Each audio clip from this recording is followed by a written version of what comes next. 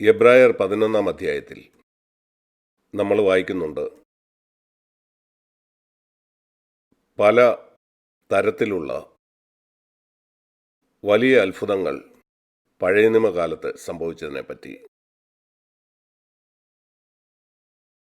ഇത് നമ്മൾ വായിക്കുമ്പോൾ നമുക്ക് കാണാൻ കഴിയും, ആ കാലത്ത് എത്ര അത്ഭുതകരമായാണ് ദൈവപ്രവൃത്തി നടന്നെന്ന്.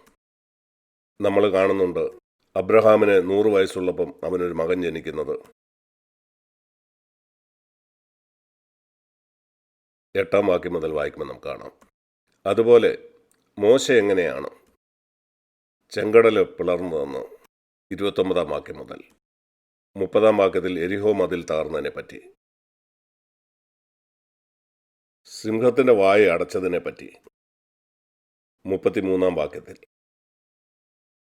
അതുപോലെ തന്നെ 35 വാക്യത്തിൽ സ്ത്രീകൾക്ക് തങ്ങളുടെ മരിച്ചവരെ ഉയർത്തെഴുന്നേൽപ്പിനാൽ തിരികെ കിട്ടിയതിനെ പറ്റി,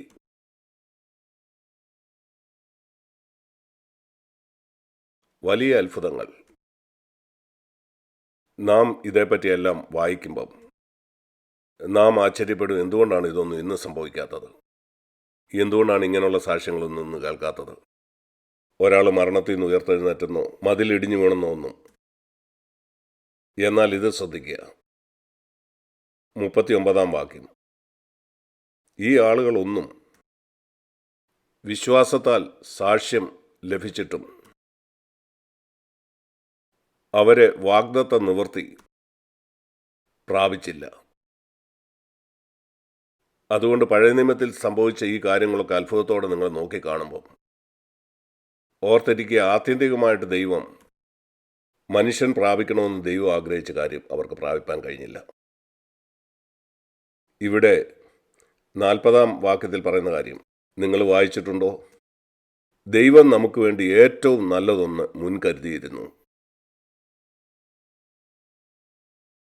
നിങ്ങൾ ശരിക്കും ഇത് വിശ്വസിക്കുന്നുണ്ടോ? മരിച്ചവർ ഉയർത്തെഴുന്നേറ്റതിനേക്കാൾ, സൂര്യൻ ആകാശത്ത് നിന്നതുപോലെയുള്ള അത്ഭുതകരമായ കാര്യങ്ങളെക്കാൾ, ചെങ്കടൽ പിളർന്നതിനേക്കാൾ, ഇങ്ങനെയുള്ള കാര്യങ്ങൾ നിങ്ങൾ പഴയ നിയമത്തിൽ വായിക്കുമ്പം ഈ വാക്യം നിങ്ങൾ വിശ്വസിക്കുന്നു. പഴയ നിയമത്തിലുള്ള ഒരാളും അനുഭവിക്കാത്ത അത്ഭുതകരമായ ഏറ്റവും നല്ലൊരു കാര്യം ദൈവം നമുക്കാണ് മുൻകരുതിയിരിക്കുന്നുവെന്ന്. അത് നമുക്ക് അനുഭവിക്കാൻ കഴിയും. അതെന്താണ്? അത് 12 അധ്യായത്തിൻ്റെ 1 വാക്യത്തിലാണ് പറയുന്നത്. ഈ അധ്യായങ്ങൾ വേർതിരിച്ചത് മനുഷ്യനാണ്, അത് നിങ്ങൾ മറന്നു പോകരുത്. അതുകൊണ്ട് നിങ്ങളൊരു അധ്യായം വായിച്ച് തീർന്നാൽ അടുത്ത അധ്യായത്തിൻ്റെ ചില വാക്യങ്ങളിലൂടെ നിങ്ങൾ തുടർന്നും വായിക്കുന്നത് നല്ലതാണ്, അതിൻ്റെ അടുത്ത അധ്യായത്തിൽ നിന്ന്. കാരണം അതിൽ നിന്ന് നിങ്ങൾക്ക് ചില കാര്യം മനസ്സിലാവും. അതുകൊണ്ട് ദൈവം നമുക്ക് വേണ്ടി ഒരുക്കിയിരിക്കുന്ന ആ അധികം മെച്ചപ്പെട്ട കാര്യം എന്താണ്? അതൊരിക്കലും പഴയ നിയമത്തിന് കീഴിലുള്ള ആർക്കും അനുഭവിക്കാൻ കഴിഞ്ഞിരുന്നില്ല. സ്നാപക യോഹന്നാനായിരുന്നു പഴയ നിയമത്തിൽ ജീവിച്ചിരുന്ന ഏറ്റവും വലിയ മനുഷ്യൻ. അവൻ പറഞ്ഞു താൻ ആ മണവാളൻ്റെ ഒരു സ്നേഹിതൻ മാത്രമാണ്. അവൻ കാന്തയുടെ ഭാഗമല്ലായിരുന്നു, നമ്മൾ ആ കാന്തയുടെ ഭാഗമാണ്. അതുകൊണ്ട് സ്നാപക യോഹന്നാന് പോലും അനുഭവിക്കാൻ കഴിയാവുന്ന ആ ഏറ്റവും മെച്ചപ്പെട്ട കാര്യം എന്തായിരിക്കും? നാം ഒരു സാങ്കല്പിക ലോകത്ത് ജീവിക്കുകയല്ല, നാം ഒരു യഥാർത്ഥ ലോകത്തിലാണ് ജീവിക്കേണ്ടത്. ഇവിടെ പറയുന്നത് ആകയാൽ എന്ന് പറഞ്ഞാൽ ഏറ്റവും നല്ലത് നമുക്ക് വേണ്ടി മുൻകരുതിയിരിക്കയാൽ. 1 വാക്യത്തിൽ നാം പല സാക്ഷികളെക്കുറിച്ച് വായിക്കുന്നു. ആ ഏറ്റവും നല്ല കാര്യം നാം അനുഭവിക്കാനായിട്ട് നാം ചെയ്യേണ്ടത്, സകല ഭാരവും, ഈ ഭാരങ്ങൾ ഈ ഓട്ടം ഓടി തീർക്കാനായിട്ട് നമ്മളെ തടയുന്ന കാര്യങ്ങളാണ്. അതുപോലെ നമ്മളെ മുറുകെ പറ്റുന്ന സകല പാപങ്ങളും വിട്ട് നമ്മുടെ മുമ്പിൽ വെച്ചിരിക്കുന്ന ഓട്ടം സ്ഥിരതയോടുകൂടി ഓടുക. വിശ്വാസത്തിൻ്റെ നായകനും പൂർത്തി വരുത്തുന്നവനുമായ യേശുവിനെ നോക്കുക. തൻ്റെ മുമ്പിൽ വെച്ചിരുന്ന സന്തോഷമോർത്ത് അവൻ അവമാനം അലക്ഷ്യമാക്കി ക്രൂശിനെ സഹിക്കുകയും ദൈവസിംഹാസനത്തിൻ്റെ വലത്തുഭാഗത്ത് ഇരിക്കുകയും ചെയ്തു. അതുകൊണ്ട് 11 അധ്യായത്തിന് 39 വാക്യം മുതൽ 12:2 വരെ നിങ്ങൾ നിർത്താതെ വായിച്ചാൽ നമുക്ക് മനസ്സിലാക്കാൻ കഴിയുന്നത് ഇതാണ്. നാം യേശുവിൻ്റെ മാതൃകയെ നോക്കുകയും അവനെ അനുഗമിക്കുകയും ചെയ്താൽ, അത് പഴയ നിയമത്തിലുള്ള ആരും അനുഭവിച്ചതിനേക്കാൾ വളരെ മെച്ചപ്പെട്ട ഒരു കാര്യമാണ്. കാരണം ആ അത്ഭുതങ്ങളൊക്കെ പുറമേ ഉള്ളതായിരുന്നു.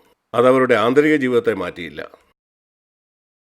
അതുകൊണ്ടാണ് ഏലിയാവ് നിരാശനാകുകയും ദാവീദ് വിഭജനം ചെയ്യുകയും ഒക്കെ ചെയ്തത്. ശമൂവേലിൻ്റെ മക്കളൊക്കെ നഷ്ടപ്പെടാനിടയായി. ഇവർ പഴയ നിയമത്തിലെ വലിയ ആളുകളായിരുന്നു. എന്നാൽ അവർക്കാർക്കും ഒരിക്കലും ദൈവ സ്വഭാവത്തിൻ്റെ പങ്കാളികളാകാനുള്ള അവസരം ഉണ്ടായിരുന്നില്ല. ഇന്ന് നമുക്കതിൽ പങ്കാളിയാകാൻ കഴിയും. എന്നിട്ട് നാം അതിൽ പങ്കാളിയാകുന്നില്ലെങ്കിൽ ദൈവം നമുക്ക് വേണ്ടി വെച്ച ആ പ്രധാനപ്പെട്ട കാര്യം നാം നഷ്ടപ്പെടുത്തുകയാണ്. കുറേ നല്ല സന്ദേശങ്ങൾ കേൾക്കുക മാത്രമാണ് നാം ചെയ്യുന്നതെങ്കിൽ, എൻ്റെ പാപങ്ങളൊക്കെ ക്ഷമിക്കപ്പെട്ടു. പഴയ നിയമത്തിലും പാപത്തിൻ്റെ ക്ഷമയുണ്ടായിരുന്നു. എല്ലാ ചെറിയ പാപങ്ങളും ക്ഷമിക്കപ്പെടുമായിരുന്നു. ഞാനത് കാണിച്ചിട്ട് നമുക്ക് തിരിച്ചു വരാം. സങ്കീർത്തനം 103. ഇത് ദാവീദ് പറയുന്ന സാക്ഷ്യമാണ്. സങ്കീർത്തനം 103. ഓർത്തിരിക്കുക, ഇത് യേശു വരുന്നതിന് 1000 കൊല്ലം മുമ്പ് എഴുതിയതാണ്. 103 സങ്കീർത്തനം 3 വാക്യം. അവൻ നിന്റെ അകൃത്യമൊക്കെയും മോചിക്കുന്നു, നിന്റെ സകല രോഗങ്ങളെയും അവൻ സൗഖ്യമാക്കുന്നു. നീ പ്രാർത്ഥിച്ചു, ദൈവം നിന്നെ സൗഖ്യമാക്കി. ഇത് പഴയ നിയമത്തിലെ ആളുകൾ അനുഭവിച്ച കാര്യങ്ങൾ തന്നെയാണ്. നിന്റെ എല്ലാ പാപത്തിൻ്റെ ക്ഷമ ലഭിച്ചാൽ അതിൽ നീ സന്തോഷിക്കുന്നുണ്ടെങ്കിലും, എൻ്റെ എല്ലാ പാപങ്ങളും ക്ഷമിക്കപ്പെട്ടു. നീ ഇപ്പോഴും ക്രിസ്തുവിന് 1000 വർഷം മുമ്പാണ്. അത്രേ ഉള്ളൂ. യേശു വരുന്നതിന് മുമ്പുള്ള കാലം. ഒരു വ്യത്യാസമുള്ള, അവർ ക്രൂശിനെ നോക്കി പാർത്തു, നാം ക്രൂശിനെ തിരിഞ്ഞു നോക്കുന്നു. ഈ രണ്ടു കൂട്ടരും യേശു ക്രൂശി മരിക്കുന്നത് കണ്ടില്ല. ദാവീദോ നമ്മളോ? ദാവീദ് വിശ്വാസത്താലത് കണ്ടു, നമ്മളും വിശ്വാസത്താലത് കാണുന്നു. അവൻ മുമ്പോട്ട് നോക്കി, നമ്മൾ പുറകോട്ട് നോക്കുന്നു. അവന് പറയാൻ കഴിഞ്ഞു, എൻ്റെ പാപമൊക്കെ ക്ഷമിക്കപ്പെട്ടു. നമ്മളും പറയുന്നു, എൻ്റെ പാപം ക്ഷമിക്കപ്പെട്ടെന്ന്. പിന്നെ ആ ഏറ്റവും നല്ലത് എന്താണ്? ആ ഏറ്റവും നല്ലത് യേശുവിനെ നോക്കിക്കൊണ്ട് നമുക്ക് നമ്മുടെ ഓട്ടം ഓടാൻ കഴിയുമെന്നുള്ളതാണ്. എബ്രായർ 12:1. അപമാനം അലക്ഷ്യമാക്കി ക്രൂശിനെ സഹിച്ചുകൊണ്ട് ഓടിയ ഒരു യേശുവിനെ നോക്കിക്കൊണ്ട്. നാം യേശുവിനെ നോക്കിക്കൊണ്ട് ഈ ഓട്ടം ഓടുമ്പം നാമും ക്രൂശ് വഹിച്ചുകൊണ്ട് വേണം അവനെ അനുഗമിക്കാൻ. അതാണ് ഇവിടെ പറയുന്നത്. അപമാനം അലക്ഷ്യമാക്കി ക്രൂശിനെ സഹിച്ച ഒരു യേശു. ആളുകൾ അവനെ കളിയാക്കുകയും ദുഷിക്കുകയും ചെയ്തപ്പോൾ അതിനകത്ത് ഒരു അപമാനം ഉണ്ടായിരുന്നു. ഒരു ക്രിസ്ത്യാനി അപമാനിക്കപ്പെടുകയും നിന്ദിക്കപ്പെടുകയും ഒക്കെ ചെയ്യുന്ന മെച്ചപ്പെട്ട ഒരു കാര്യമാണെന്ന് നിങ്ങൾ ശരിക്കും വിശ്വസിക്കുന്നുണ്ടോ?